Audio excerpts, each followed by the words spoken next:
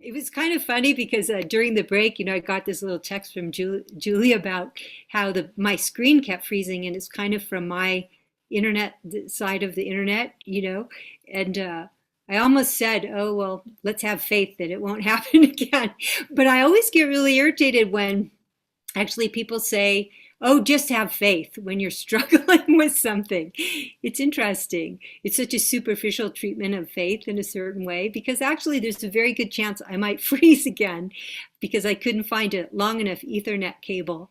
But we'll see. I mean, I've actually the past week I've taught on the internet a lot and I haven't had problems, but it was just kind of funny. I didn't say that out loud, but I was thinking like, I don't like it when people tell me just have faith, which is interesting because here I am talking about faith, but I think I mean it. I want to talk about faith in a different kind of way, and maybe what is really important in this kind of situation like faith in the dying process and faith in the Dharma has something to do with unconditional confidence, you know? And during the break, I was thinking like, how can I best help, in terms of talking about faith and how to have faith. A couple people asked that question. And, I think there's several ways that we can cultivate faith, and that we can stabilize faith. And I think it's a very active process, in fact. And some of the questions perhaps, I couldn't answer exactly, but I thought of a few things. And what I also tried to do in the last session, I think, is give examples, um, of, first of all, of our connecting to our own nature, which to me seems like the most powerful aspect of what we have faith in is our own Buddha nature, or our very a way of being in the world that's completely unconfused and open for anything, and doesn't shut down around experience. I know in the Bardo teachings it says, when we die, the first thing is, if we could recognize our nature, then we can attain that ultimate state of well-being, which we often call enlightenment. So there's that aspect of it. But I wanted to just talk about some examples, so we could recognize, that this is very much a part of our human being, or our being human. And I also wanted to give some examples, of what it is to work with somebody who has dementia. I feel like maybe that's important. And for the one woman who asked the question, who was at the beginning stages, I felt like perhaps it's really good to see that there's other kinds of experiences around dementia than just fear and doom and all the things we hear about. And so there's so much possibility. So I was thinking a lot about that. And I want to give another example of a death, a faith in the death experience, in a moment. But I think these kinds of examples are so powerful for us. I think seeing that our teachers have unshakable faith is very powerful. What's it like to be with someone who has kind of an unshakable faith, or an unshakable way of being, the kind of equanimity in the way that they walk through life and work with diverse situations, difficult situations, challenges, and so forth as well. So, I think example is one of the ways that you can talk about faith, or cultivate or gain confidence, um, around the dying process, or around the living process too. Um, Another way, and this seems to be my way, is to really talk about the nature, identifying what it means to rest in the view, and also work with what impedes the view. For example, clinging to the self, or belief and doubt, or clinging to existence, and having fear of extinction. These are views that we hold. They might not even be conceptual views, but they're ways that we see the world, that we've learned from a very young age, maybe even before that. Nagarjuna said of the Buddha, "I prostrate to he who has abandoned all views." So in this context, views means things that are extra, extraneous to the nature themselves, but kind of get in the way of clear seeing. When we sit and do our practice and things arise, and they seem very real to us. We don't see their nature. They seem very real to us. They seem very solid and singular and kind of permanent. They have this, even though we don't think about them that way, we either brace against them or we get caught in the momentum of our thinking process. So that means that in some sense, we've reified them. We don't see through to their very nature. This is a problem. There's a wisdom missing. There's a way of understanding what the nature of the phenomena are that get in the way of us relaxing around the various experiences. So that's why I talked about seeing the guru, when I had those experiences in retreat and I was having some very heavy, dark experiences and felt very disconnected, that it was through this bracing against, which is kind of an aggression to the natural vitality of our own mind, that impedes our ability to see things clearly. So it's very powerful to work with our understanding of what does it mean to connect with our nature and what are the things that get in the way. These kinds of discussions happen very, very clearly in the Mahayana. Somebody raised that question about the teachings on we call the Rangtong view and the Zhentong view. The Zhentong view, and maybe I'll get into that later, describes the qualities of the nature. The Rangtong view actually looks more at what is impeding our ability to see things clearly. Actually, the Zhentong does in its own way too, but maybe we can talk about that in a bit. So I think, what we want to do at death, we hope we were now doing it in our life, right? It's not that you kind of go along with your life and then when you go die, what do I do? You understand what to do because this is how we lead our life. So whether it's the phenomena of living in this world, in this body, or whether it's the phenomena that we kind of arises as we move into that transition, it's still phenomena and the nature is the same. The nature is the same.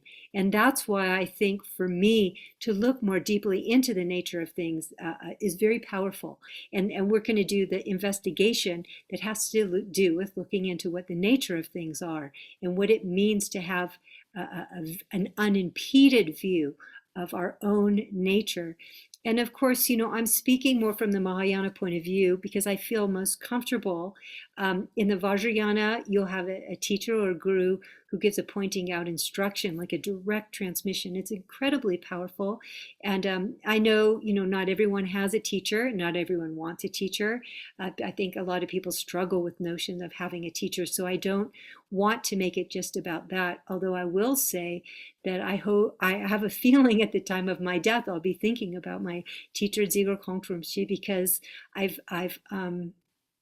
associate him with my own nature. And that's that's the whole point also, is to associate the teacher with your own, as inseparable from your very own nature.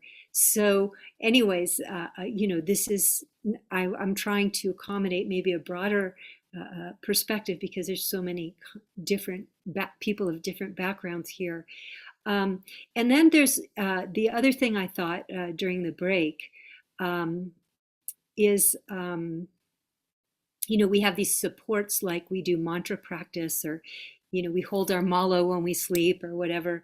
The practice is to kind of, it's so simple. I think that's why more elderly people do the mantra practice so fervently in Tibetan culture. They never separate from their mala, ever, and seems like they're always chanting until the mantra kind of reverberates from within their being, the sound. And so when they're in a place of a fearful place, or when at the time of death or approaching death or what have you, then to say the mantra just brings the comfort of that familiar place, of the nature or their connection with the teacher. So it's like a tool, an incredible tool to develop. But all of these things, for the most part, we develop these things while we are alive. And so how we live and how we die are very connected. This doesn't mean to, I don't mean to say though, that extraordinary things don't happen for people who, don't actively do these particular practices. But we all do perhaps see that people of faith somehow, um, it makes things simple and it makes things kind of relaxed in a certain kind of way. And I want to talk a little bit about faith in a moment, but I thought to tell you a story about a friend of mine who died. Because I was saying, these examples are very powerful for us. This example was very powerful for me. So this is a story that this happened, oh, I don't know now, 15 years ago maybe. I had a very dear friend. He's a member of my Sangha named Roy Nomoto. He was one of my best friends, and we used to bicker a lot. We were kind of like brother and sister. And he was a Japanese businessman. And he went to Wharton, and he did the whole thing. And he had a very important job. And he, I know sometimes he kind of micromanaged everything. I'm a little bit more like I mess up the micromanagement a little bit. I kind of cramped his style sometimes, but we really had a playful relationship. Anyways, at some point, Roy got married and he had two beautiful daughters. Actually, when he found out that he had advanced lung cancer, his second daughter was just born. And anyway, when he heard the news, he called a confirmation, and he called me to come see him, or he asked us to come see him. And he was very even, actually. I would have had no idea how Roy would be in that situation. And as the cancer advanced, there was a period of time where it looked like it was getting closer. And Kong Rinpoche was in Bhutan, so he asked me to oversee, Roy's, maybe even his cremation, to be there for the whole thing. So I went there a month ahead of time, and he was very chipper, actually. He's very uplifted. I never saw him, he wasn't stoic either. I think he's very practical, actually, around his cancer.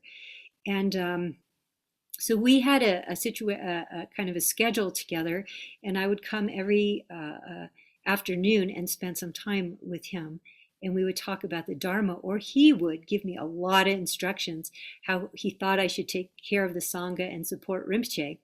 So he was the president of the Sangha. He had piles and piles of notes that he had taken that he gave me as a gift, which I have to admit I never read. But anyways, he had a clipboard, and he had a great wife, but he managed all of his medicines himself.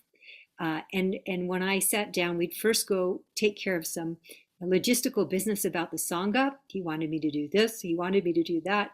He told me to write a book. He told me some things he thought Rinpoche should do, so I did take my own notes, and I listened very attentively to his instructions. And it was like his last wishes, really.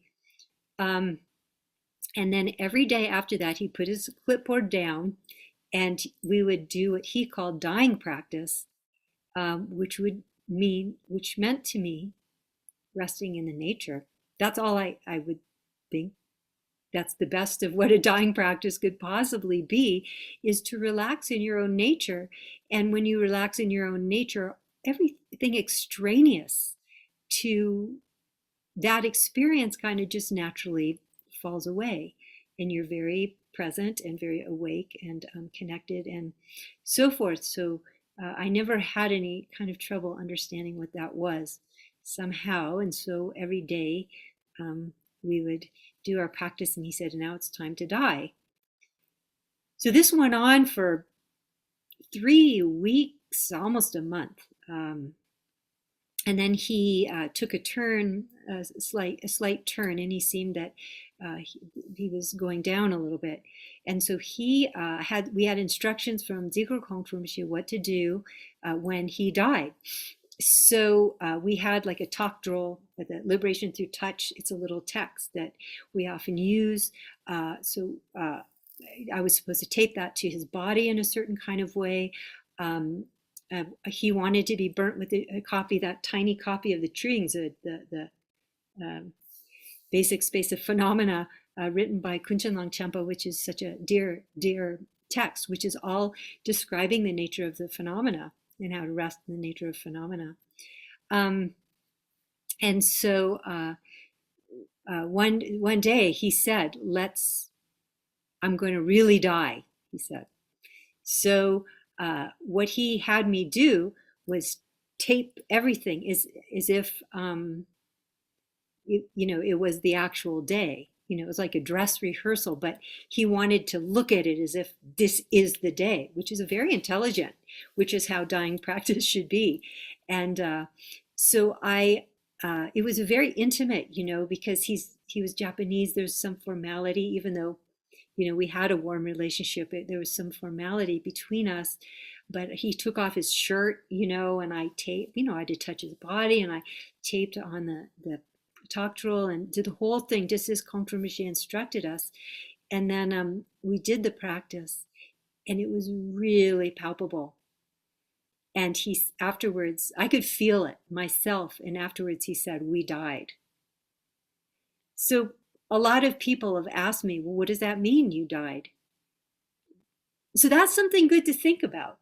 Like I said, the feeling, I don't know, there was just a complete, I don't even like this term letting go so much, but a complete, a, like no grasping and rejection, a feeling, you could just feel it in the air. It was the same feeling I've had when somebody had died.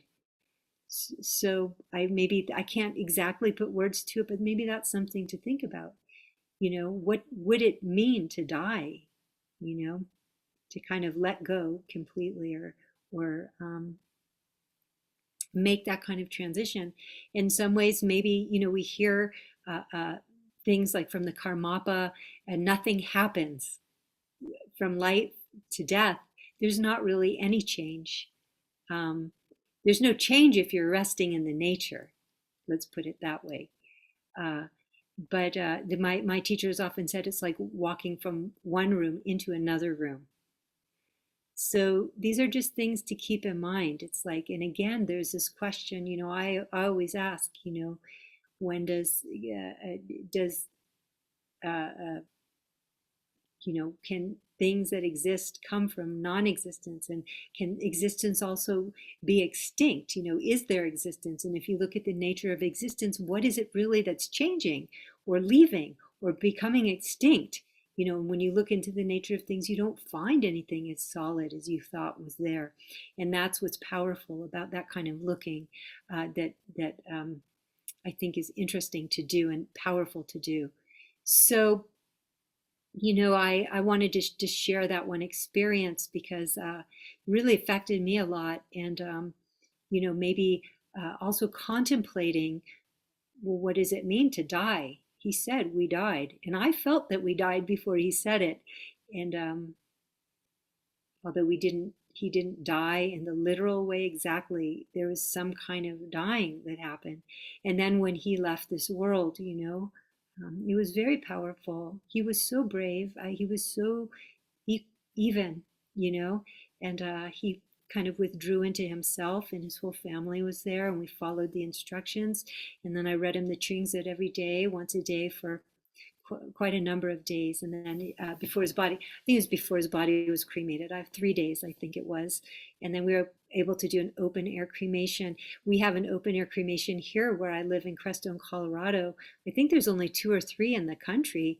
But at that time, we went up to the Shambhala Mountain Center.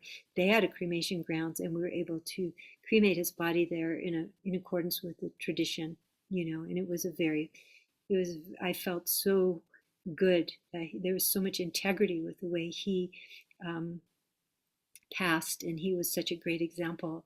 So miss him dearly in some ways. Yeah, really miss him.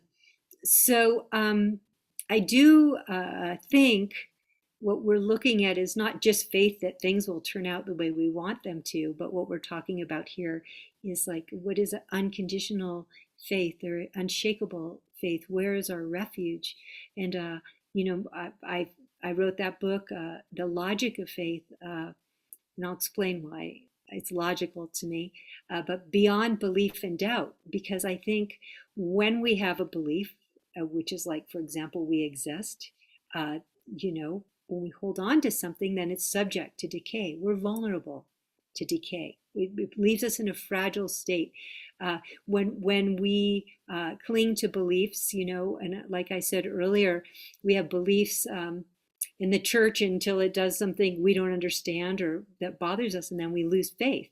We lose our faith. So what was it we had faith in?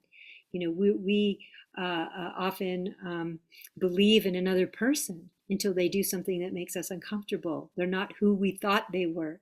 As if, you know, sometimes I think we look at another person, even a Dharma teacher, and we think, you know, we want them to be a certain way. And it's almost like you're leaning up against that person and saying, don't move.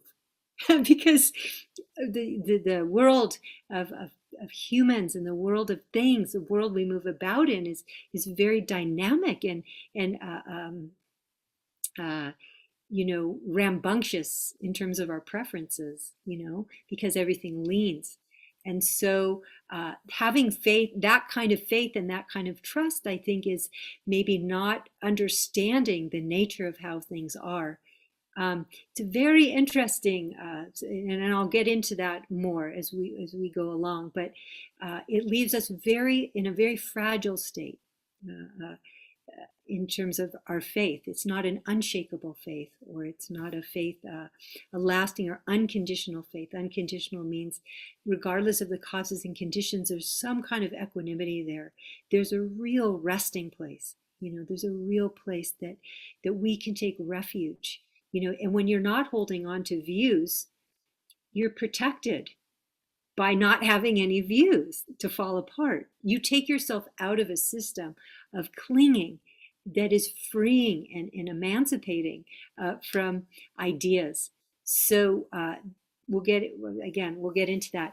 But I just, before we do our investigation, our inquiry, I want to just talk a little bit about faith, which has been a huge, and anytime someone brings up the word faith or the topic of faith, I get so excited, which is why I was so happy Julie wanted me to talk about it. But I think faith is something that needs a little bit of examination.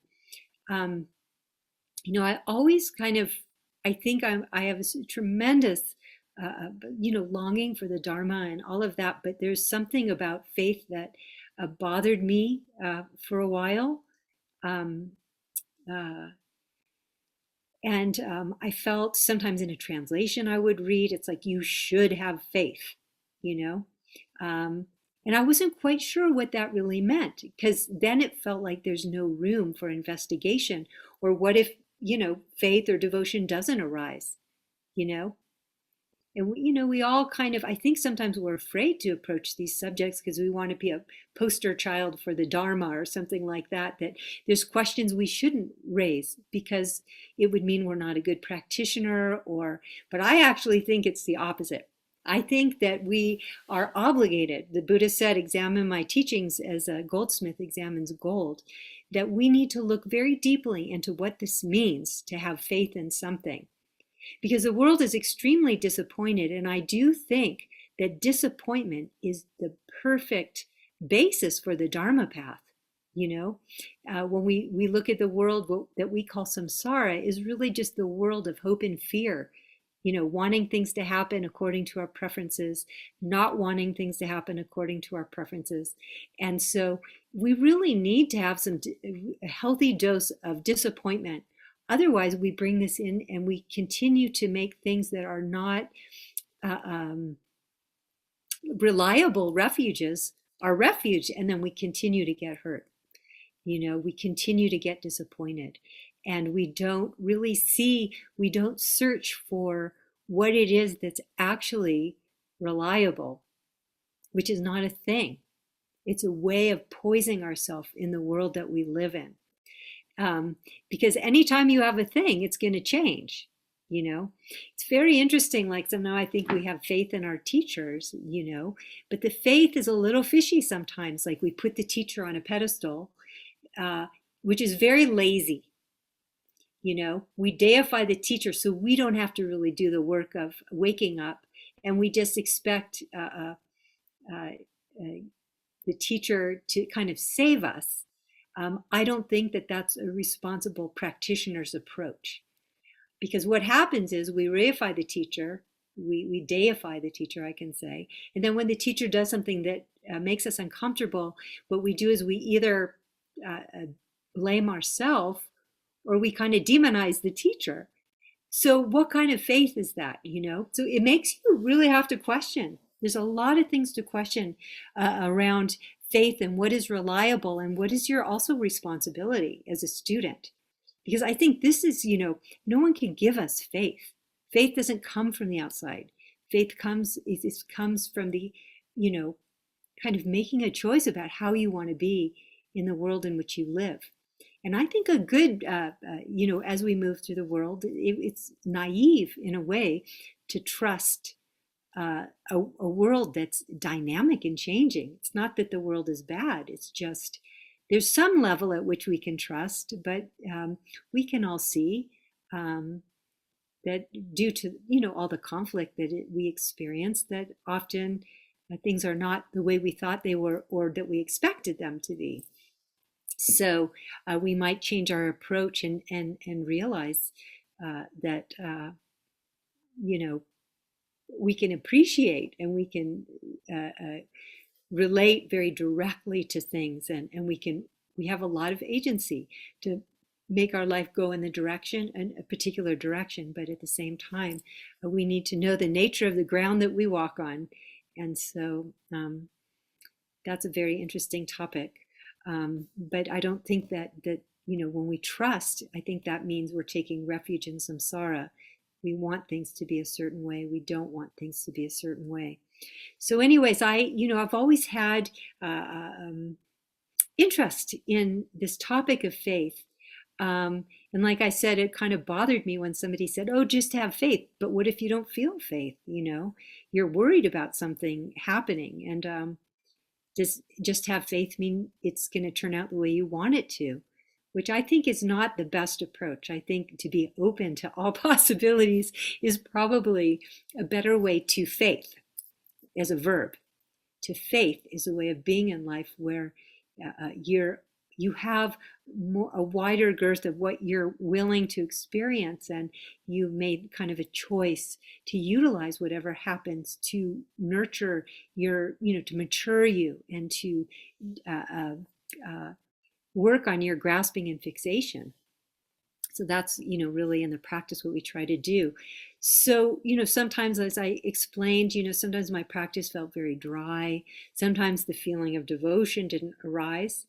You know, feelings don't always arise the way you want them to. Does it mean you're not devoted? I don't know, because you stick with it, you know, until, I mean, we have all kinds of things arising based on causes and conditions. So I wanted to explore faith more. So when I want to explore something, I make it the top theme of my programs. So, like, I feel as a so-called teacher, all I'm doing is really engaging an inquiry out loud with people. So I wanted to do this program, and I asked the people who invited me to come teach in various places. I said, I want to do a program on faith. And they said, no, don't call it that. No one will come. No one will come, because people, I think, associate faith with, you know, religion and things that nowadays people have. It's not a word that people connect to so well. So I thought, well, what are our assumptions that we have about faith? And so I started to do my inquiry. And I looked in the Oxford English Dictionary. If you look in any standard dictionary, you'll find some terms in there about faith. You might find dogma or religion or fundamentalism, doctrine and doctrination, confidence, trust, conviction, and things like spiritual insight or something spiritual. Um, and if you think, I was thinking, how do people use the term faith? We say like faith without doubt leads to like a moral arrogance, or if you don't have faith in God, you'll go to hell. I'm sure everyone's heard that one. Uh, People who have faith, we often see them as being kind of stupid or simple, or like they're deceiving themselves. Um, so we have all these different, very conflicting usages of that term, and I think the cultural part of faith really influences the way we individually think about faith. So I was thinking about all of those terms at one point, and I realized, well, what is like something like dogma or indoctrination? It's that definition was side by side with confidence, or spiritual attainment. What do those things have in common? Like, why were those together in the definitions on faith? Because there's such opposing terms, dogma, uh, or like fundamentalism, is just this inability to embrace complexity, and shut down around ideas and think they're true. And confidence, has something to do with being able to find a way of being in uncertainty that's not shaky, So I thought to myself, actually, that all of these words have something in common, and that they all reflect a desire to find ease in a world that we can't control, in a world in which we're not in total command. Um, so, fundamentalism, confidence, fundamentalism is the inability to live in certainty, whereas confidence has to do with finding an ability to learn and to live in uncertainty. So they all have to do with the fact that we depend on things. So sometimes, I noticed, so I read a lot of books about faith too, and I looked in encyclopedias and different things, and I noticed that a lot of people nowadays want to replace the term faith with spirituality. But spirituality can mean anything you want it to. Like, you can make a completely comfortable spirituality for yourself that doesn't challenge anything about the human condition or any of your habitual patterns or any of that. Whereas faith challenges us to look at the human condition. It makes you a little bit uncomfortable. So I think it's because we have to live in a world that is uncertain. So uncomfortable things are very important to explore here. Also, I just want to say, it's when something becomes uncomfortable for you in the Dharma, you should go right there. And you should start to open it up and look at your assumptions about it, and look at the cultural assumptions about it, because it affects you. So then I started to look into some teachings of contemporary teachers, great contemporary teachers. And I'll tell you the quote that struck me the most. And this was a quote by the late Dungze Tinley Norbu Rinpoche in his book, I think it was in Magic Dance. And he said something about faith, and it kind of just brought a lot of things together for me. This is what he said: cows have faith in grass. I thought, what an amazing teacher, because what he's saying, cows have faith in grass, is that we rely on the world in which we live, and there's no way around it. So in a certain way, we have to have faith. In a way.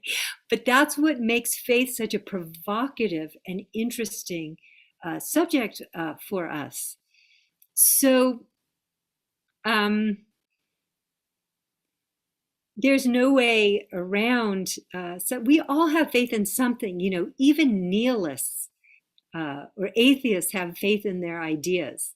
It's just how we rely upon, we frame our world and what makes sense to us and all of that. But the bigger question is, how do we relax in the nature, and how do we poise our mind in a state of confidence, like an unconditional kind of faith? So for me, that requires an examination of the nature of things. And I wanted to do this inquiry with you that I do almost every teaching I give.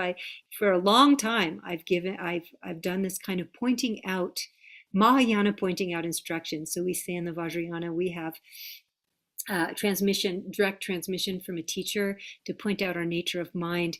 This is a transmission of sorts, but it's not so much I'm giving it to you, but it's a method that comes down from the great, I think he's a 5th century Indian master Chandrakirti. At least that's what I heard the Dalai Lama's translator, Thupten Jinpa, told me. It comes from Chandrakirti, although I've never seen that written anywhere. Some of my teachers, including my main teacher, Kongtrul Rinpoche, has given me this just a very brief transmit. I took it as a transmission. I don't know if anybody else thinks it is, but for me, this has made me understand the nature much better. So, I really feel like when I think about it, the best I can do on this topic is to talk about the nature of everything. And that's a big thing in Buddhism. Yeah, it's at the core. It's like the heartbeat of the whole situation, It's how we find our resting place. It's how we poise our mind. When I say like how we find a refuge, how do we poise our mind to relax that is in accord with the nature of how things are, And so I just want to share this with you, and it's also fun to do, and it's interactive. So it has to do with, the nature of dependent arising. So, I think some of the things that this exercise does, a lot of things, and you'll see what it does for you. I think it might say a lot about faith.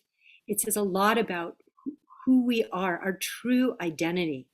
If we think we are, if we have an identity that we really can hold on to, we have this kind of sense of we exist in a particular kind of way. This kind of breaks that up a little bit, but I think it gives a bigger sense of who we are. So I've been asking these 3 questions recently. I did a program in December, and they kind of spontaneously came up in my mind when I was doing this program. These 3 questions that I feel this exercise addresses. The first one is, what is my true identity? What is my true identity? Who am I? What is the nature of the ground I move about in? And how do I navigate this ground? How do I move through my life with insight, compassion, and grace? So there's these three questions that I have around this. And I feel, what we're just trying to get back to when we're talking about living and dying is understanding who we really are. Nagarjuna said, like a dream, like an illusion, like a city of Gandharvas. City of Gandharvas means like a kind of a magical city, almost like a mirage. When you walk up to it, you see it, and then it disappears. So it's like a mirage. So like a dream, an illusion, like a city of Gandharvas, that's what birth, that's what life, and that's what death is meant to be. This means that you're seeing the illusory but vividly apparent nature of the phenomena without grasping and rejecting, in a very naked way. And there's a resting place there. There's a resting place there. So I'm going to ask you some questions. And let's see, I'm going to have to make a little space. So this requires a tool. It's a teaching tool. This is traditional. So I want to make sure that you see these pretty clearly. Can you see the 3 from where, Julie, do you see that there's 3 and you can see the sizes pretty well? Should I move back a little bit? No, it's good. Okay. Clear. Thank Okay. you. So take a look at the sticks. And usually this is interactive, but because of the nature of, it's hard to talk back and forth and, there's some privacy issues involved. Um, I'm going to answer some of the questions for you. I wonder if, Julie, can I ask people to put stuff on the chat and have you read them? Yes. Okay, let's do it like that because it's much more fun. And even if you don't put anything on the chat, come up with a response to my question. All I'm going to be doing is asking very simple questions. You won't get it wrong, I promise.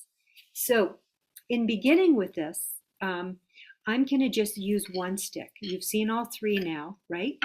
So I'm going to just ask you a question about the length of the stick. So it's only about length. So you don't have to say anything else about the stick. That's because it's the tradition. So we're going to, we could talk about any characteristic of the stick to do this exercise, but for some reason, the tradition is that you ask about the length of the stick. So I just want to ask all of you or some of you to let me know what you do, to give me some information about the length of this stick. So for example, long or whatever. What do you think the length of this stick? Can you describe it to me? It's longer than a foot. Longer than a foot. Good. It's medium sized. Mm-hmm. I think it's about 18 inches. Great. Medium sized. Mm-hmm. 16 inches, longer than a foot. Many inches being expressed. It's the middle sized of three you showed. Good. Good. Excellent. The stick is longer than your shoulders are wide. Mm-hmm. Longer than the width of your body. Great. Able to hold it easily. Mm-hmm. Good. And then one says, depends. Yeah. Actually, it's interesting because all of those responses depends on something. Like if you say it's short, it's all in comparison to what you think of as long, right? Or a system of measurement like inches or centimeters or meters, it's all dependent on that. So that's excellent. And then somebody remembered the other two sticks and recognized that this was the one in the middle. So that's very, very good. So now I'm going to ask you some more questions. This works well, yeah? Doing it over the chat. Mm-hmm. So, okay, now I'm going to hold this stick. I'm holding this stick above. So what kind of information does it give you about the length of this stick? The original stick that I used.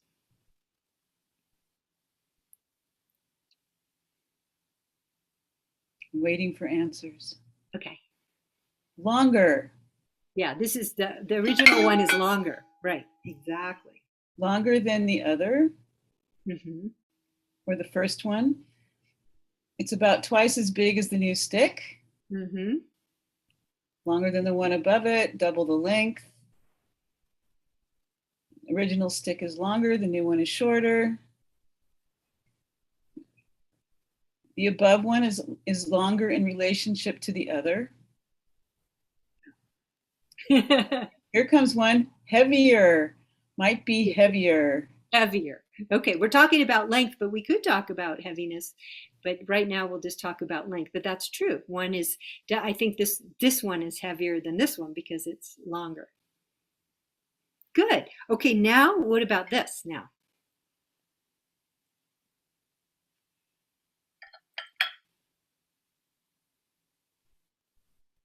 Waiting for questions or for answers. Fits in the center. Lower one is shorter. The first stick is shorter than the new stick. Mm-hmm. Longest. The big daddy of sticks. So we're comparing to, the question is, what, that's true. This is the big daddy stick in this situation. But the question is, what is this stick? How does it affect the way you see the length of this stick, the lower stick? Longest of the three, longer in relation to the others. Okay, so this is longer than this one. But the question I'm asking is, what is the stick I hold above the original stick? What information does it give you about the stick below? So what I'm getting is, okay, so when this stick is on top, this one is longer, right? And when I hold this one, the same stick becomes shorter. Yes, there's an answer here. Longer stick from before is now shorter. Right. Makes it seem longer, about 2/3 of the length. All relative. Yeah, all relative. These are teachings on Pratityasamutpada. So that's what my teacher taught me, just that short bit, but I'm gonna break it open more. So I mean, I found that to be a very profound teaching. So let's get into it. So the question is, does the length of the stick reside in the stick itself?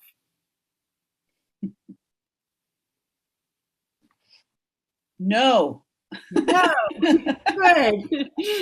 I didn't think so either. Anybody else? That's probably good enough. No, it doesn't. We have a lot of no's coming in. Okay, good. Actually, if you can conjure the Heart Sutra, there's a lot of no's, right? There's a whole list of no's in the Heart Sutra. They say like, no eye, no ear, no, not the, no attainment, no liberation, no suffering. Like there's this whole list of no's. This is exactly what it means. It means the first in the list of no's is it has no characteristics.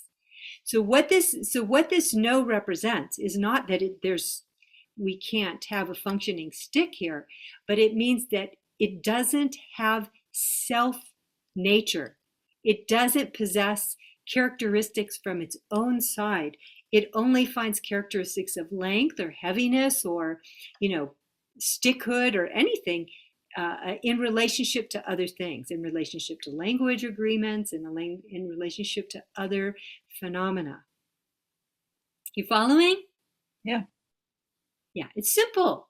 So we could say, the stick is free of or empty of characteristics from its own side. It is free of or empty of self-nature. So, yeah. Someone says, so if you tripped on it, that would still be in relationship to it, right? Oh, yeah. I can't trip on something without being in relationship to it. Yeah. So the thing is, this is all about a relationship. Okay, we're going to keep going. So this can get even juicier. So just because this is empty of or free of characteristics, does it have a function in terms of measurement? Like, can we compare it to things, or does measurement have a function? The length of things, the shortness of things, how we measure things up. Think of this was always interesting to me because I never realized how much we rely on measurement. What do we measure? See what people say. We measure everything. Yes, everything. Everything. Food, bodies, money. Yeah, money. Time. Mm-hmm. Time. Yeah. Yeah, we measure time, continuum. Yeah. What else? The stick is its length. How we move in space. Self-worth. House. Planet. Yeah, we measure self-worth. That's a good one. Ooh, I like that one.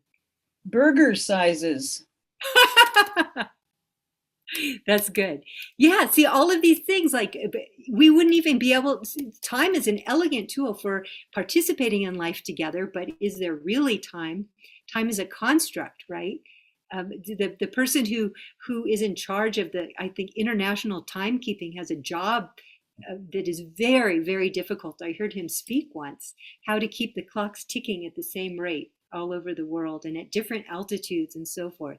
So yeah, the measurement of value. We have money. I love some of these examples were great. Hamburgers and self-worth. We measure everything. There's Yeah. more too. Status, Yeah. merit, Oh, I love that. love, Uh-huh. height, quantity, feelings, and the number of practices that you do. That's a good one. Oh, these are new. I heard some new ones. I love that. Oh, I love that. Self-worth, love, Frustrations. frustrations. Yeah, exactly. Yeah, excellent. So the point I want to make is that even though things don't possess a self nature, do they function?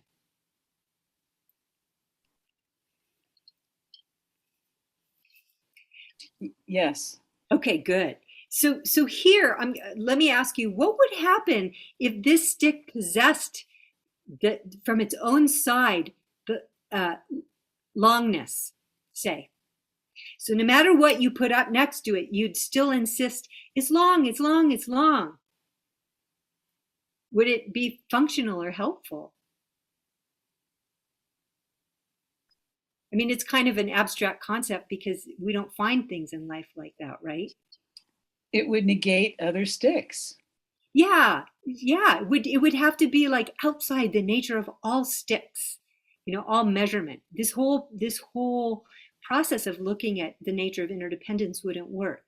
So it's because things are in relationship, in fact, that we can measure, right? That we come up with systems of measurement and we can build things and we can create things with measurement, right? It allows us to navigate that kind of illusory world, but actually it's functional. It functions. Okay, so that's the point. Is it's functional. So okay, so it's the fact, like we spoke this morning, it's the fact that everything's leaning or everything's in relationship, that things move, right? So we talked a little bit about nothing is singular, everything is made of parts. Therefore, like the body can move, if thoughts were permanent or static uh, or intrinsic, then consciousness wouldn't continue. You'd just be stuck in one place.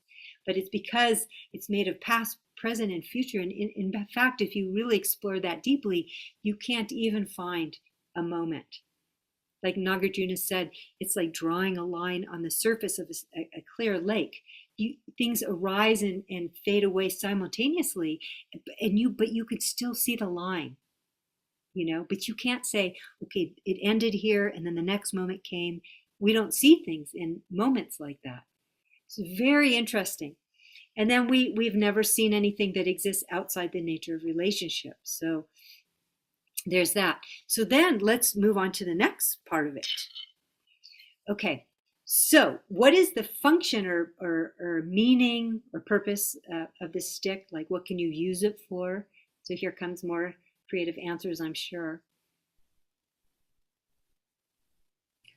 Weapon. Weapon, yeah. Drumstick. Drumstick. Create a flute. Mm-hmm. Fire for warmth. Mm-hmm. For your dog to chase. Building, toys, walking. Yeah. A skewer for food. Chopsticks for a giant.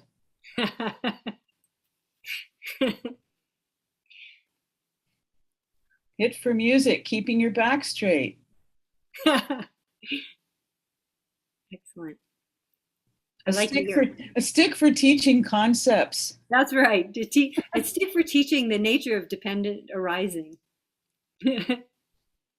Excellent. Something to trip on, something to support your legs, something to hold on to. Mm-hmm. A Zen stick when someone falls asleep during meditation. You can hit them with it. Mm-hmm. Excellent. Perfect. So this is great. So again, then I asked a similar question as I asked before. Does the meaning, function, or purpose that we've discussed, does it exist in the stick itself? No. Yeah. Definitely not. So would you say that the meaning, function, or purpose, things find meaning, function, and purpose only in a context?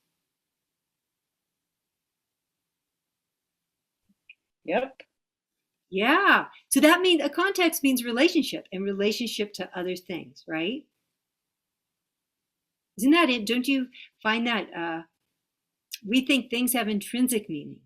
So this challenges that. It We says, attribute its meaning, function, and purpose depending on the context. yeah. So, we could look at, in many ways, at different things in terms of their context. Very interesting. Like, for example, we can talk about identity, our identity. We're always wanting to know who we are, as we were speaking earlier. Who am I? And there's so much confusion and awkwardness sometimes about who we are and measuring our self-worth, so to speak.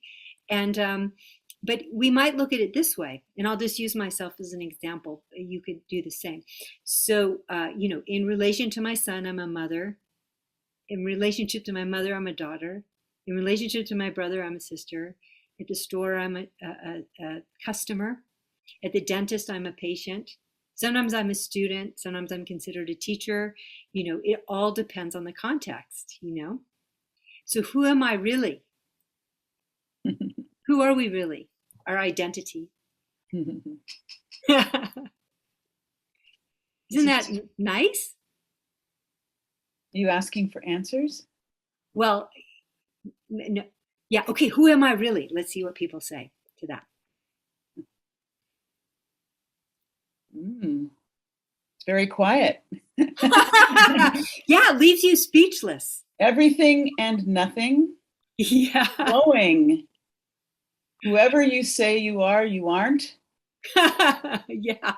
Open dimensional being. You are all things. Yeah. Ha ha ha. That's what I think too. Ha ha ha. You are not your labels. Exactly. What I might say, this is my response. It all depends. It all depends. Mm-hmm. Right? Yeah. So there's this kind of, when you are more clear about who you are, you find your context. It's like finding where to sit, depends on the context. Finding what is necessary, how you can serve, depends on the context. So better than trying to say who we are, we can say, more, how can I serve? We can start to ask questions,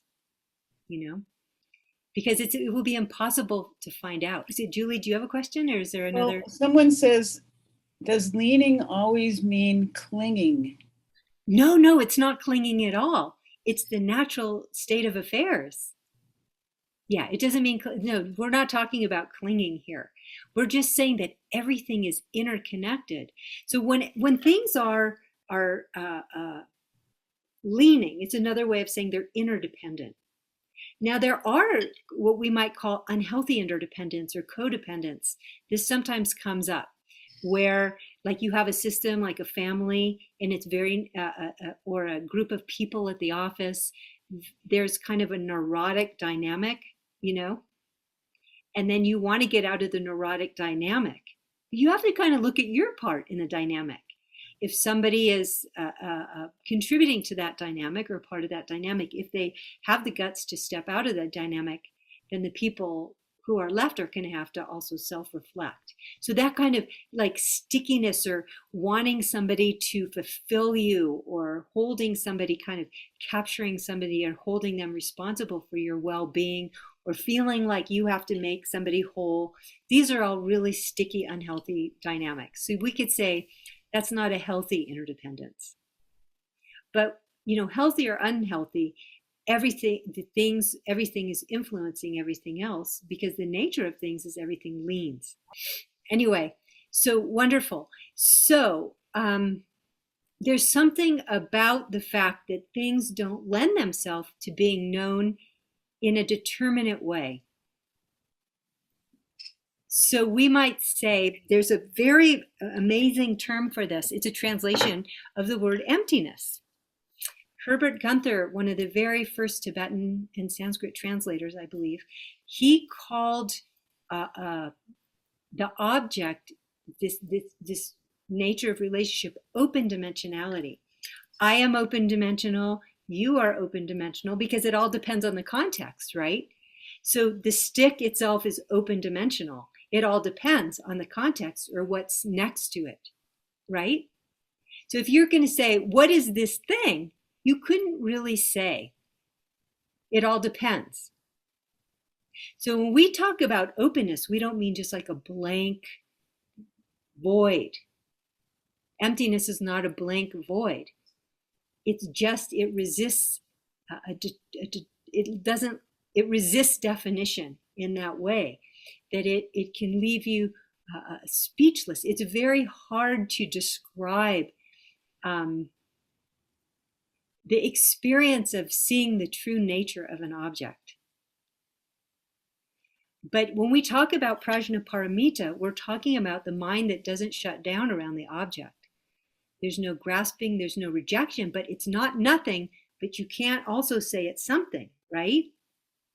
Does that make sense? Let's see if there's any questions right now. There are. Okay. Is that how Gunther translated what we now translated as emptiness? Yes, yes.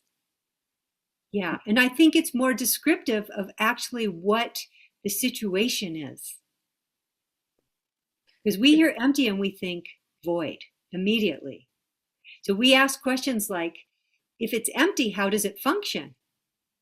Right? But we have just discovered that actually things are functioning because they're empty. If they were stuck in their inert state, nothing would be functioning. So when we can say this is a very important equation for a Buddhist, must understand this. Because this is really at the core of our understanding of things. You know, it's because everything leans that things are empty of self-nature. And because they are empty of self-nature, the world that we experience can arise and move. If things were stuck in their place, nothing would move. But it's due to the nature of interdependence that things can arise in that way. Does that make sense at all? Sure. Yeah, you just affirmed that this was the case. You know, everyone in terms of their responses said, no, it doesn't have self-nature. And yet, because things are not stuck in their place, they can arise. There are some comments here. Could fluidity be another term for emptiness? Yeah, I mean, there is, I guess you can say that in the mind becomes extremely flexible and open, because something might mean something in one context, and it might mean another thing in another context. So you can listen to this one thing, and then, you know, you can be a mother in one context, but when you're with your brother, you understand that you need to do what's appropriate for that relationship, like not mother your brother, you know, or something like that. Like you find there's a flexibility. I guess you could say that things flow, but you know, there's this resists our ability to look at make it a thing. You know, emptiness is not something. Phenomena is even itself not a thing. It's free of the characteristics. It's free of function. It's free of any kind of intrinsic truth. What is it? And it all depends on the situation, how it functions, what it means, and so forth. So this is a way of understanding that actually the true status of all things, including ourself, including our thoughts and emotions, resists definition of being a thing or a non-thing. Are you saying emptiness and interdependence are the same? Nagarjuna said, emptiness is interdependence, interdependence is emptiness. And so when you look deeply enough, this is more of the accurate equation. It's because things are interdependent that they're empty. Because it all depends, right? If you consider all phenomena as a single whole, is that also empty because without the observing consciousness, it would not be perceived? Wait, say that one again. If you consider all phenomena as a single whole, is that also empty because without the observing consciousness, it would not be perceived. I think that's not the right logic. Nothing is a single whole. I mean, when you make something a single whole, you make it a thing, right? But when you look at, and this is why we examine what we think are things, because when you say, okay, this is a single whole, it's like a map. But what happens when you start to walk the map is you actually see the territory. Anything, like I always say here, in the street that I live at the bottom of a trailhead, and people bring a map up to the trailhead. But when they go walk onto the trailhead, and that map helps to navigate, but when you walk up on the trailhead, it looks nothing like the map. And then you begin to see like a variety of experiences and shortcuts and trees and rocks. And then you can sit under a tree and you can look at a tree, which is a map for pine cones and needles and bark. And then you look into a pine cone and you see petals, and there's no, like, everything you look at, it will open up in this way in terms of the nature of relationship. So I would say if I wouldn't make the world of appearances and possibilities, which doesn't have self-nature, as we just discussed, as a singular whole. And if something were to perceive it, it means that it's interdependent. Everything is interdependent. Just by virtue of looking at something and perceiving something, it puts you in relationship with it, and it in relationship with you. So, yeah. We can say that all things are co-emergent. Co-emergent, yeah, you could say things co-emerge. Co-emergent is used in a particular kind of way, but yes, things arise in a co-emergent way through causes and conditions. And therefore, they're conditioned. They're not, what they say in the Buddhanature teachings is they're not adventitious to the nature. So it's kind of like when you look at space, you see that things arise in the space, like clouds. Clouds are a great example. So clouds, because of space is not a thing, but its nature is to yield, is just to yield. It's not to create or to destroy anything. So you can't say the clouds in the space are one, but you can't say they're two either. But due to the fact that there is space, that the clouds can arise and dissipate in the space of the sky. So the clouds are adventitious to the nature, but they're not separate. As if when a tree falls in the forest and no one is there to hear it, does it make a sound? Yeah, that I don't know, because you can't say. I don't know. That's a Zen koan, right? I'm not sure how they work with that one. But anyway, go. Sorry, keep going. Is it similar to what Pema Chodron says? The bad news is you just jumped out of the plane with no parachute, so you're free falling. But the good news is there's no ground. Yeah, that's Trungpa Rinpoche's quote. Yeah, I think so. Although I don't think this is a very groundless place. I wouldn't say this is a groundless place. This is a place of incredible confidence, to understand that things are not intrinsically existent, but they powerfully function because they are empty. They're open-dimensional. So I don't mean to go against what Trungpa Rinpoche says, but I wouldn't, in this context, I wouldn't frame it in that way. That we see that because things are empty, they function, how the relative truth, what we call the relative truth, is powerful. And, when we're talking about also death and dying and all of this, I think, like I was saying, we have tremendous agency in terms of how we live our life. Like as Buddhists, I think sometimes we do our practice, but are we really looking into how are we going to create the causes and conditions to bring our actions together with our intentions? We look at vows and precepts, and we see, sometimes we take a vow, okay, I will not harm. And we think, I never harm anything anyway. But once we take the vow, we realize we become sensitive, and we begin to look that we're part of the equation of suffering, that we kill bugs, and we might eat meat, or we even eat honey that kills bees. And, there's no way out of creating some harm just by virtue of being alive. And then we begin to ask ourselves, well, how can I create more benefit? And we begin to look at the nature of cause and effect and who we are in relationship to it, and understand that we have a tremendous amount of power and choice to navigate this world of interdependent relationships. And then in the Mahayana, we begin to see, oh, things are empty, and yet because things are empty of being intrinsically good or bad, but in terms of its function, what creates harm, what creates benefit, we begin to think about that even more strongly. And we have to check our motivation. Motivation is a big thing in the Mahayana. Because of the nature of emptiness is introduced, we need to be clear on what motivates us. And then we begin to see, oh, when I cling, when I get self-absorbed, I feel incredibly unhappy. When I serve others, it brings so much meaning, to my life. So, because we all want happiness and freedom from suffering, that's the context for bodhicitta. If no one cared, bodhicitta, it wouldn't matter, right? But there's a very powerful context of bodhicitta.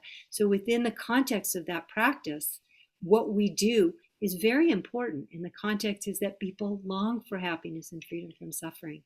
And we do, so we know others do as well.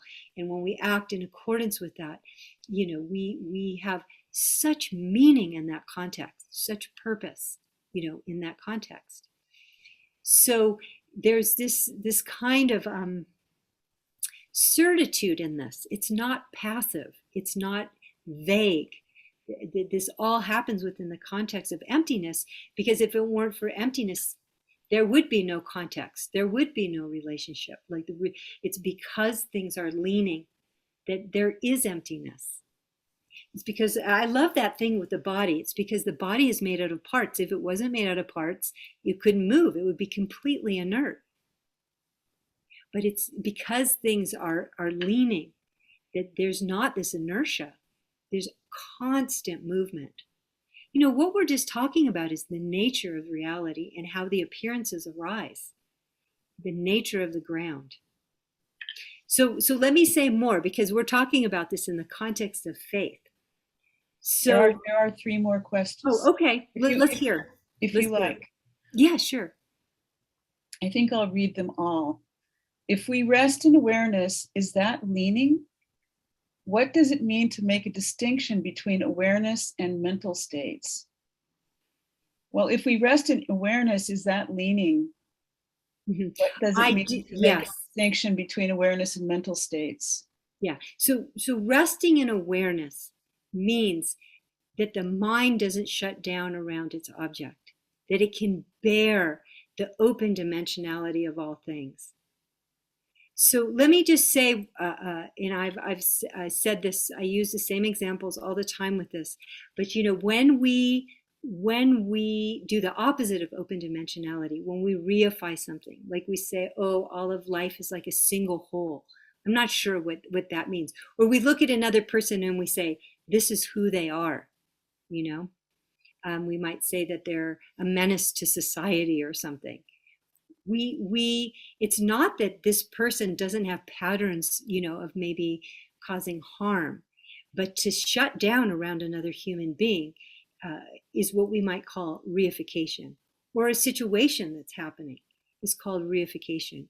So, for example, when we send men to war, they're taught to reify the enemy, because that's what creates aggression, when you shut down around an object.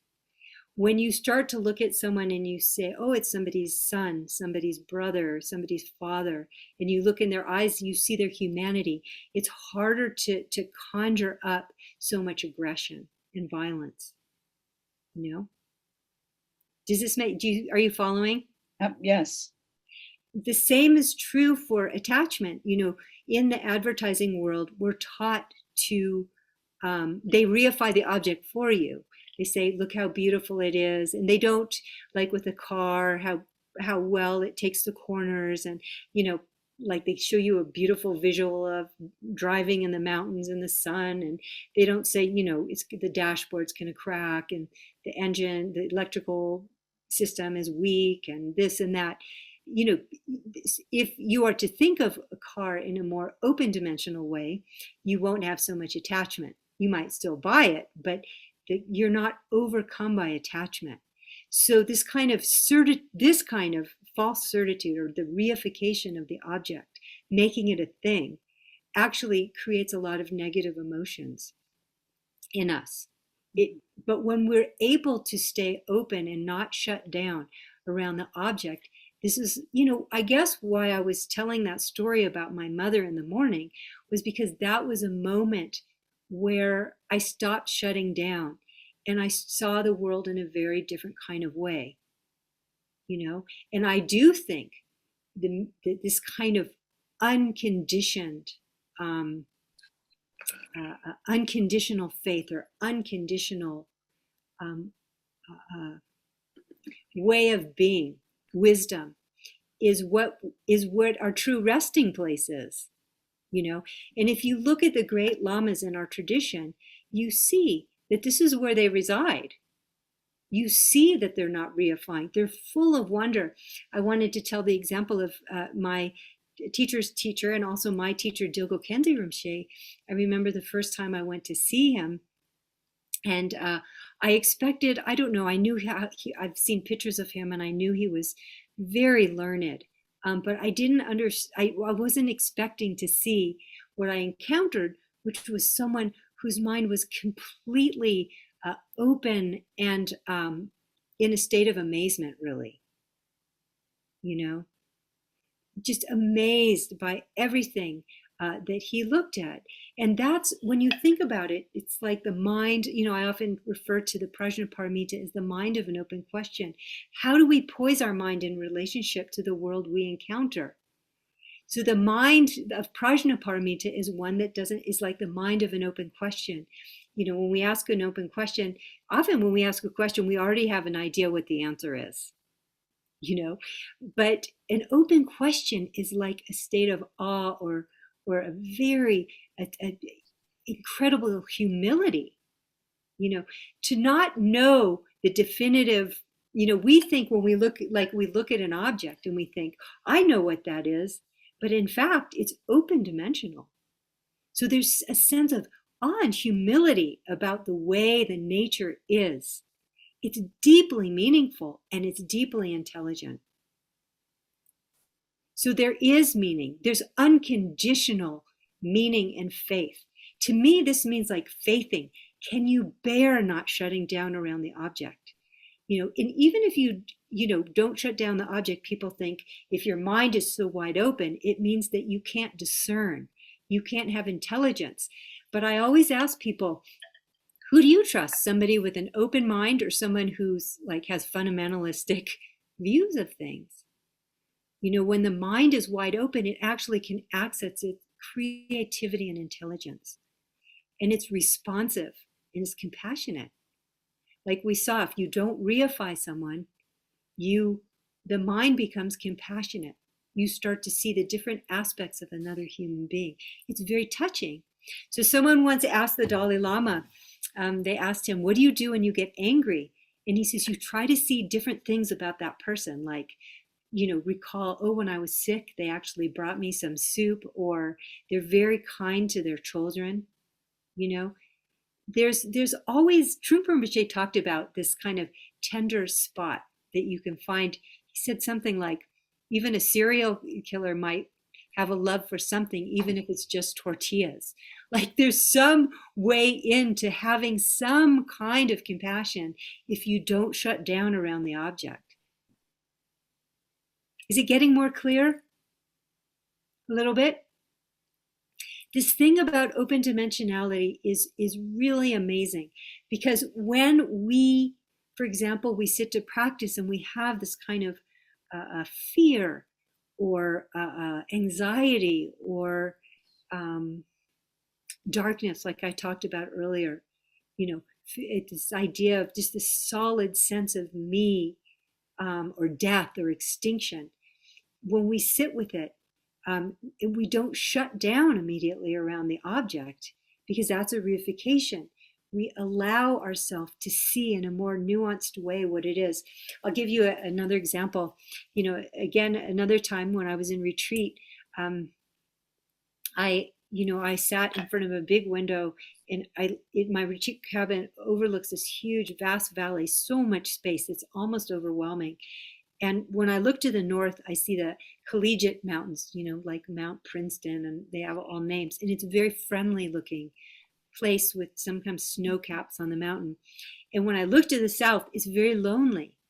It was very foggy, like misty all the time. So I always be looking toward the north, and my cushion was kind of situated that way. And I noticed that as I got more comfortable and relaxed in my practice, I started to shift more toward the lonely place. I was reifying. It was something I didn't want to see. I felt lonely. I didn't want to examine it. I didn't want to explore it. And as I suddenly shifted in that direction, the kind of loneliness and the fogginess and the mistiness, like, evoked such a deep sense of, instead of lonely, actually connectedness to all beings. This is what happens when we don't reify. We allow the experience kind of to open us up, and then we begin to see it in a different way. So what we're talking about is looking at the nature of the phenomena, the nature of the object. We started this morning talking about subject and object interdependence. We can't really separate ourselves from the world that we interface. Even if we go into a cave and put a rock at the entrance and don't let anybody in, we're still breathing air. We're still eating food. We're still relating to the thoughts and emotions and different experiences that arise in our mind. We live and move about. It's so glorious. So emptiness is not nothing. Emptiness, but you don't want to call it full, because that gets a little tricky too. So we can say open dimensionality, that there's all this functionality of the nature. And yet when we look for it, we can't exactly find it. It's a very beautiful nature that we live in. And it's the perfect nature for attaining enlightenment, because in fact, if there was no powerful context for cause and effect, for example, we see a lot of consistency in the nature. For example, if we plant an apple seed, we get an apple tree. Or we get a sprout, then we get a tree, then we get an apple. When we plant an apple seed, we never get a banana tree, And we know that if all the causes and conditions are there, like water and sun and so forth, that the plant will grow. So there's some consistency in the nature. We know if we cling to ourself, we feel pain. If we serve others, we feel a certain sense of purpose and freedom in our life. So this is all happening in the context of how things work and our ability to read patterns. So as long as there's causes and conditions for things to happen, they can happen. And I think, we're talking about developing confidence in how to navigate the world we live in. And so we can't have total confidence, because often we plant an apple seed and we don't get anything. It's not for sure. But we've actually figured out a way to harvest food so large groups of people can be fed, agriculture, based on our ability to read patterns. So we can navigate this path. And the path is based on the ground. The Buddha saw the nature of the ground. He said, this being, that becomes, and so on. Based on the nature of observing the way the phenomena works, he created a path for us to follow that's in accord with the ground. But then we also have this understanding that things are empty of intrinsic nature, and there's a resting place for us. It's not separate from the interdependence.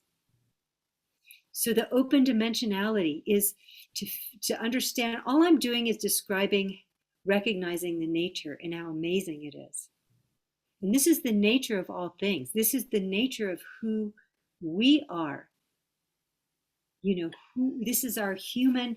You can say, I'm a member of a family. That's who I am. Or I'm a citizen of the world or of this country. But really, we're a citizen of the great nature of infinite contingencies, of interdependence. This is who we are, how we walk this world, through this world. And it's so amazing. You know, in our tradition, we say, emaho, you know, how amazing it is.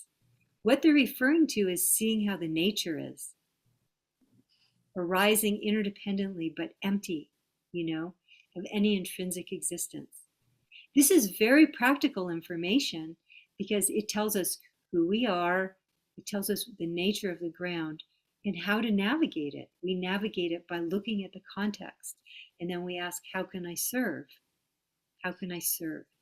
I think service is one refuge, one place that you can have faith in. You can have faith that living a life of service will provide meaning and benefit. Yeah. There are some questions here. In other words, is the open dimensionality you're speaking about the same as the openness and potentiality of the essence of emptiness? Open dimensionality is emptiness. It's just a translation of the word emptiness. This is how Herbert Gunther translated emptiness. And I just find it to be an easier way. You know, so many people, so many Buddhists actually really have a vague understanding of what emptiness is. And then the questions come, well, if it's empty, how can it function? But we address that today. It functions because it is empty, and that things have power and meaning and function in their own context. Does that make sense? Or is it, this is a very sophisticated, but I still like to, you know, it's hard, it's challenging, but I feel that this is an important information because when I think, okay, what is faith based on the nature? You know, faith is the ability to bear the open dimensionality of all things and not shut down around the object. That's faithing. I think faithing is something that we do, you know, because we move in and out of it based on how we happen to be in relationship with the world that we're moving about in. Yeah, there's some definite agreements here in the chat box. Yeah. How does seeing our multidimensionality help us see our true nature? It is our true nature that things are open dimensional. So the ability to see the open dimensionality of all things is our nature.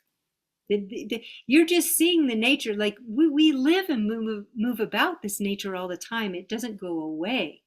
But whether we're in accurate relationship, you know, the term prajna or wisdom means accurately seeing something, seeing accurately. And so Prajnaparamita in the Mahayana context means accurately seeing the phenomena without obstruction. So are you saying that the interdimensionality is the ground? Open dimensionality. Open dimensionality. Yeah, I'm reading the question, but yeah. Yeah. I'm just helping Yeah. that. Is it the ground or is it the nature of the ground? It's the nature of the ground, and then when it's recognized, it's called Prajnaparamita. So you could say, that's an excellent question. The nature of the ground is empty or open dimensional, and the true nature, when seen by an accurate mind, the accurate seeing, the subjective awareness that is able to see without any mistake is called Prajnaparamita. Or it could be called, we could say Dharmakaya. We can say the mind of an open question sees without obstruction. There's many ways that we can refer to it. But since it's a Mahayana, then I wanted to say Prajnaparamita. And Prajnaparamita is a term also used in the Vajrayana too. But this, I really feel, you know, when we're talking about faith and we're talking about the topic of death and the nature of who we are, you know, we need to look at what do we mean when we say the nature, rest in the nature, you know? Someone asked earlier if faith and trust are the same thing. And Yeah. just now there's another question. How, if at all, do the teachings differentiate between faith and trust? Hmm. I don't know if there's a different word for faith and trust, like in the Tibetan scriptures or in the Sanskrit. Sometimes I think they're used interchangeably in English, and sometimes maybe I'm not sure. This is a semantics thing, but faith. I mean, faith itself can mean so many things, as we've discussed, right? Faith can mean really holding tightly onto what you think is true and projecting that kind of rightness onto the phenomenal world, you know? Or it can mean the opposite. Faith can be the ability to bear witness to the kind of fullness of um, the nature of how things are. That it's hard to bear open dimensionality. We always want to close. That's why there's so much conflict in the world.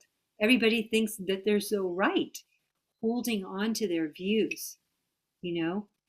So in the teachings, actually, there's a teachings called the 12 Links of Interdependent Origination, that is kind of uh,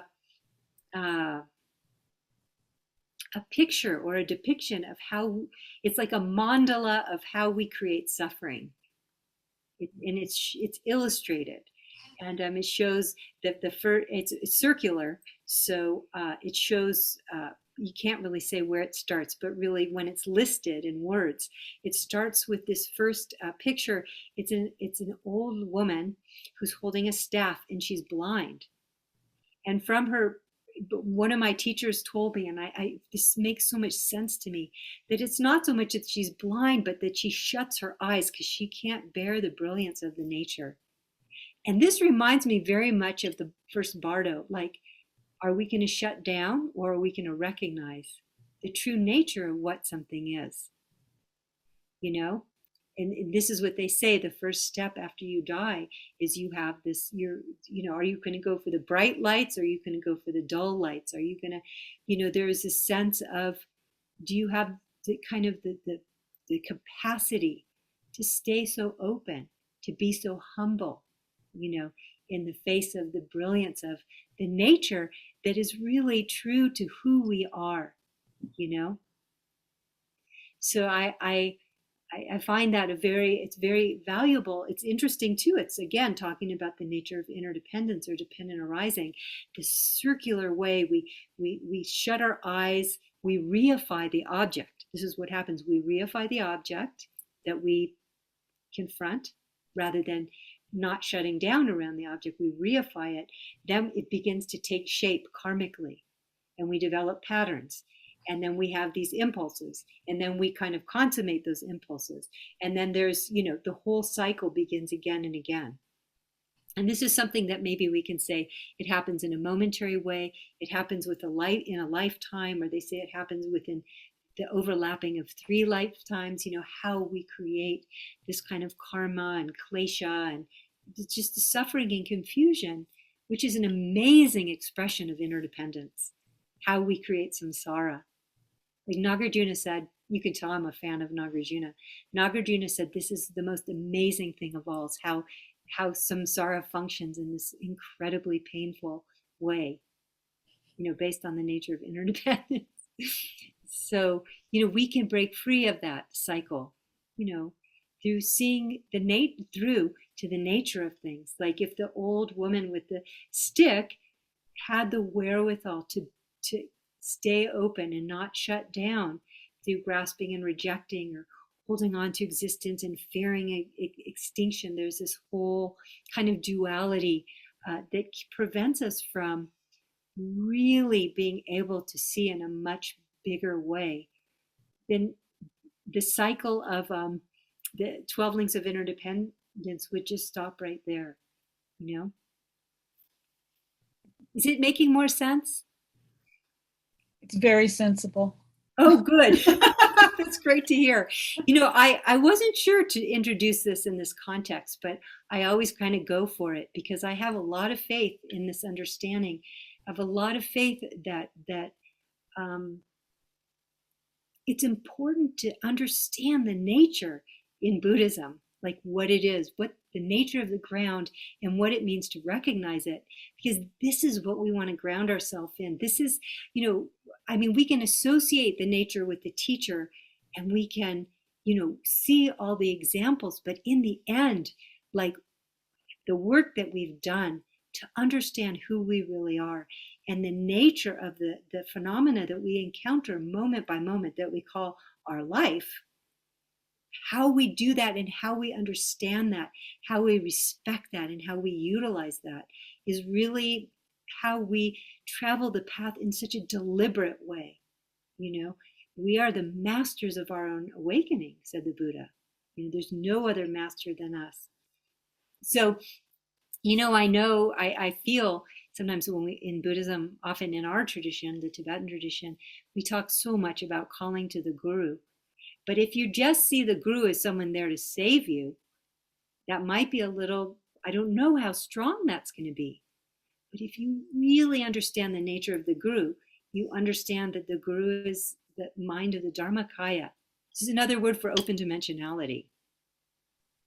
The guru is not something that to cling to deify, or to demonize. Sometimes in our apologies, we say, I apologize for seeing the teacher or the deities as good or bad. I apologize for not seeing the true open dimensionality of the teacher. Because when you have to check your own experience, but when you have those moments, when you meet the teacher through the practice, there's nothing like that. So then when we're in the bardo, when we associate the teacher with the open dimensionality, that's when we are really, the mind is already there, with that experience. So, I mean, there's different stages of working in the bardo, and I leave that to Kadro Rinpoche and other great teachers, because I have not been asked, and I'm not qualified also to teach those teachings. But these teachings I have a passion for. So I wanted to share this, with you. Do you see some of the connections to faith and also this notion of existence and extinction? Let's see it, because I only have 15 more minutes to tie it up. Are there any other questions?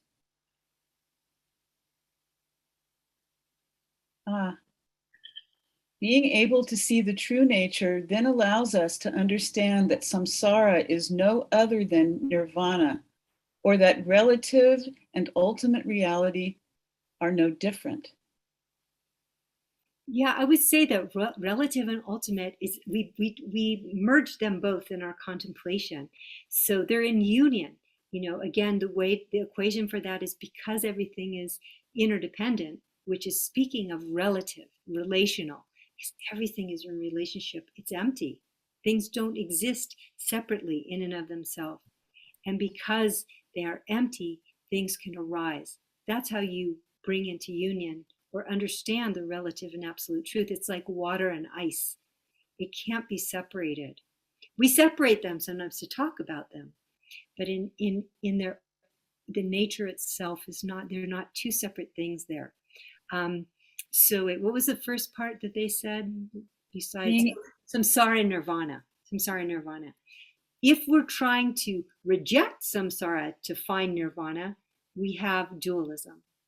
But if we look and see the nature of samsara, how incredible it actually is, arising due to the nature of interdependence, if we're able to really understand, that wisdom has to do with being able to accommodate all aspects of experience.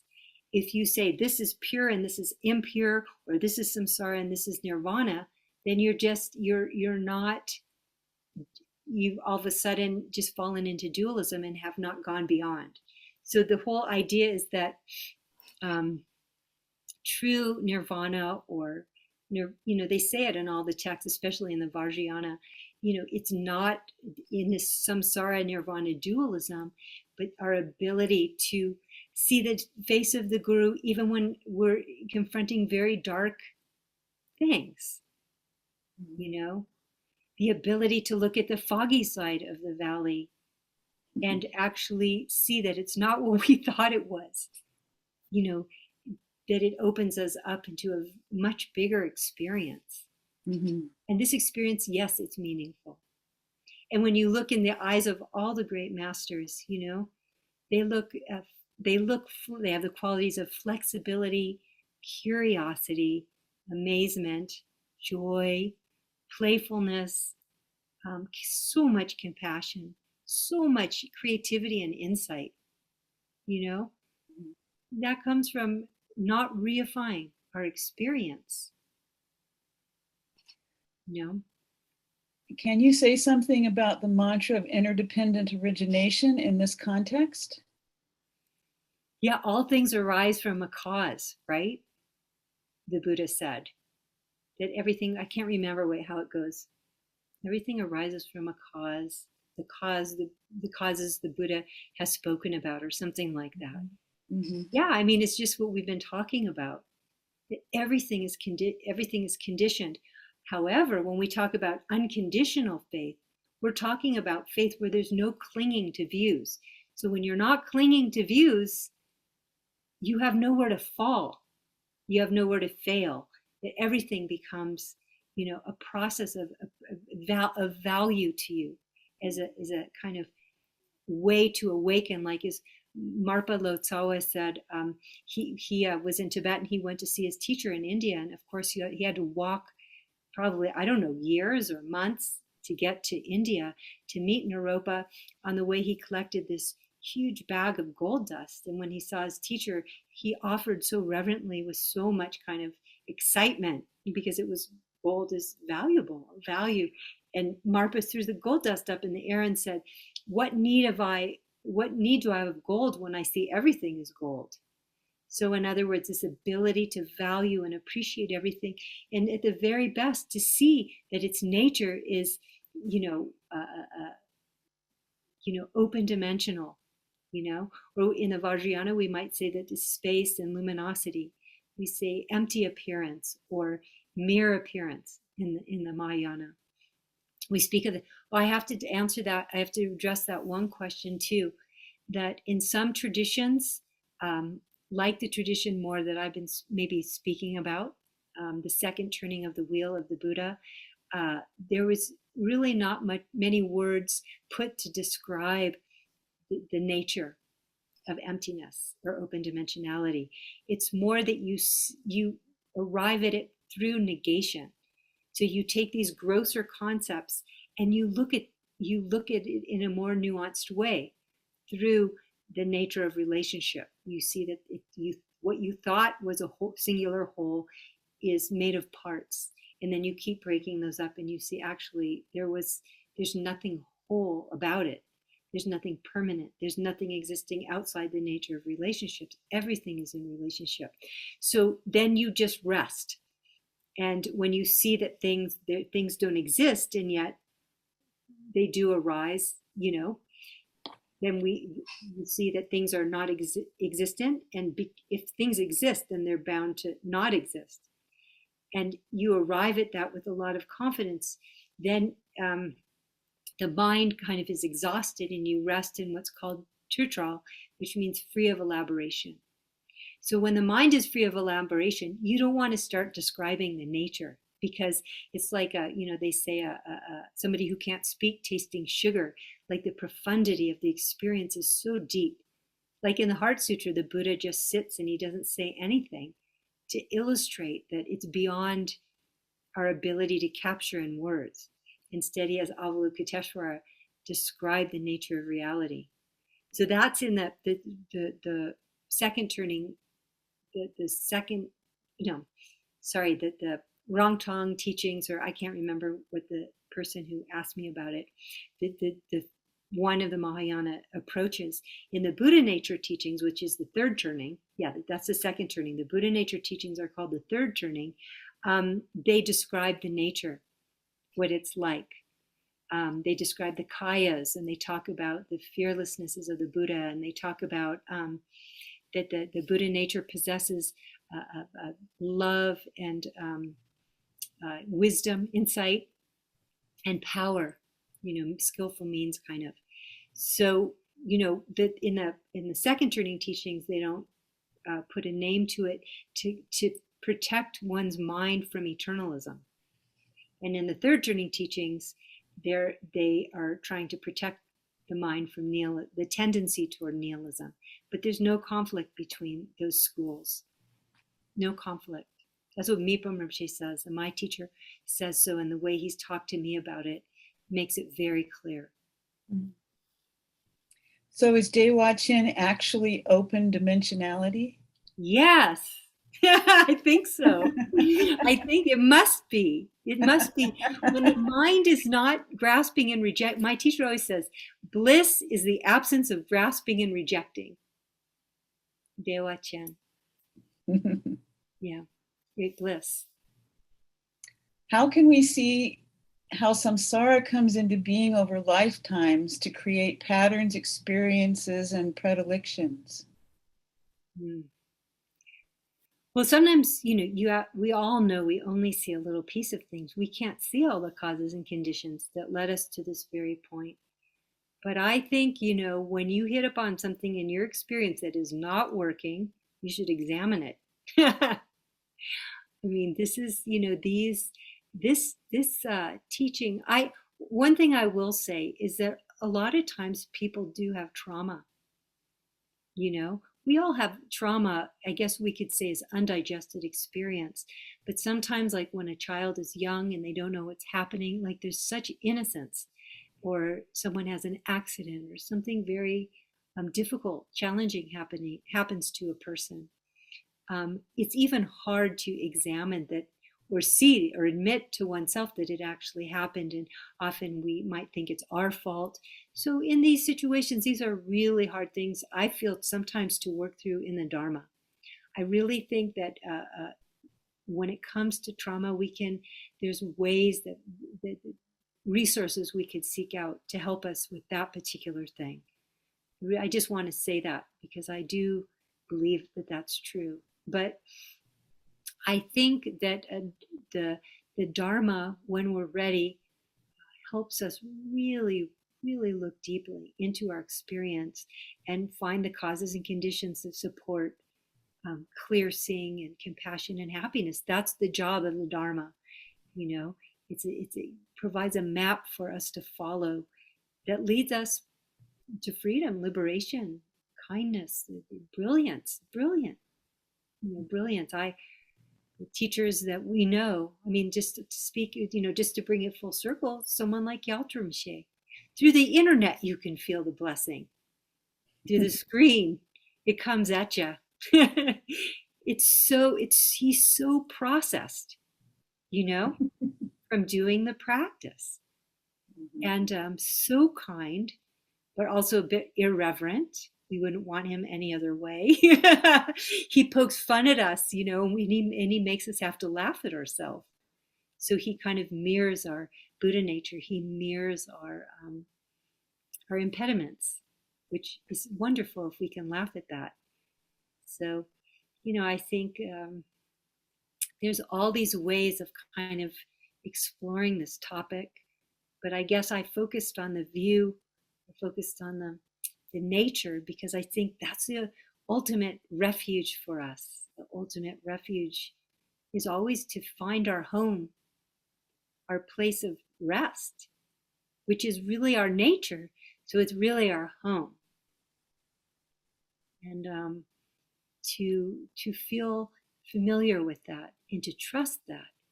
And it is when you rest there, the confidence is in that experience. It's not like you have to contrive it or cultivate it. It's by virtue of not clinging, there's no insecurities. There's no vulnerabilities in that way. So we have 5 more minutes. There's one question here. Is the true understanding or experience of Prajnaparamita the same as primordial wisdom without mental fabrications? Mm-hmm. And would that be the same as resting in one's own Buddha nature?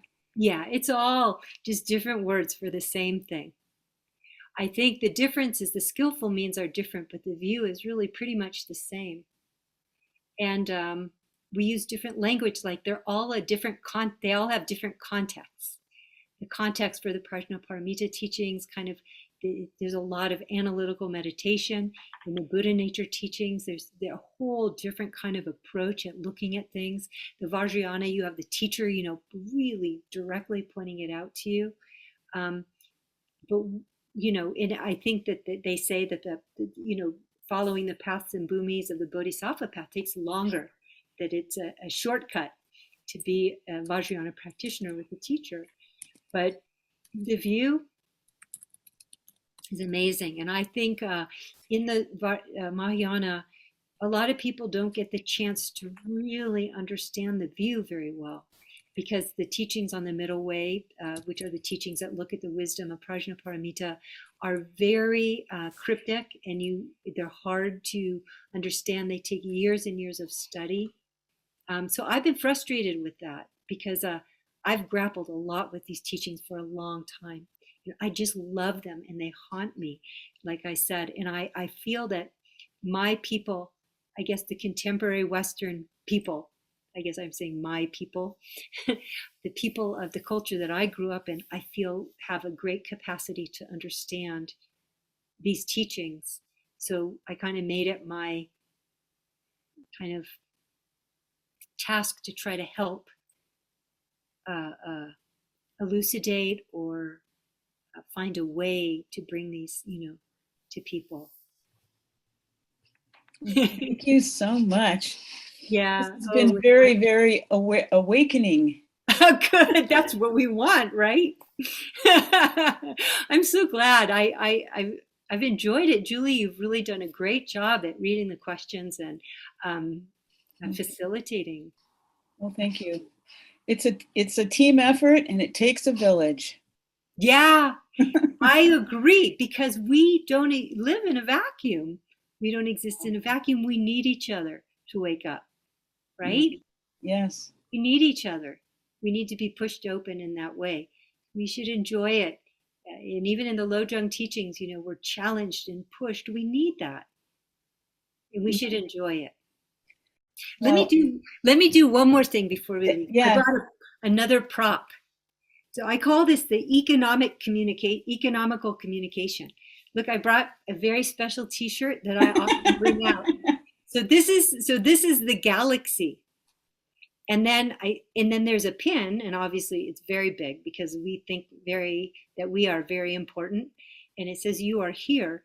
And I love this T-shirt, because in a way you would think, well, we are quite insignificant. It helps us see some perspective. But at the same time, we're part of this great nature of interdependence. We're part of this infinite system of contingencies. So I always say, when you look at this, we are not big, nor are we small. We are not all important, but we're not insignificant either. So I always say, who are we then? And I say, we can't say who we are, but what we can say is, we are citizens of the great nature of infinite contingencies, and everything we do matters. That's who we could say we are. It's more of an activity. And that's something that you can't say exists or not exists also. That's a place of, well, I won't say more.